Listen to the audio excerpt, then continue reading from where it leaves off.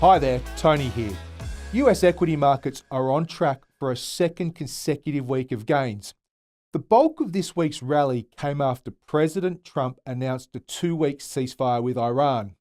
This saw crude oil prices slip below $100 per barrel and eased concerns of a prolonged conflict and paved the way for formal peace talks in Pakistan this weekend.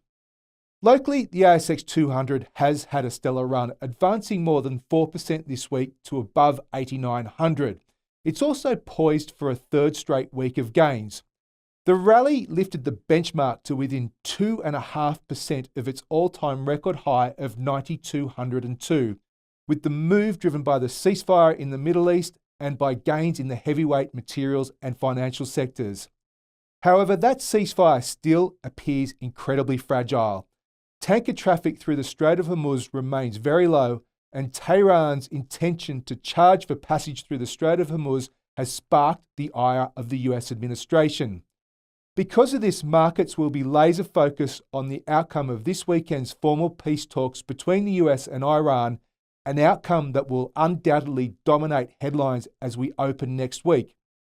Away from the geopolitical front, investors' focus will shift back to a very busy macroeconomic and corporate calendar. Key highlights include the latest Australian labour force data, Chinese Q1 GDP, and key PPI US data coming out next week. Finally, the US Q1 2026 earnings season will officially get underway, spearheaded as always by the major Wall Street banks. That's all for this week. Stay tuned for more market updates next week.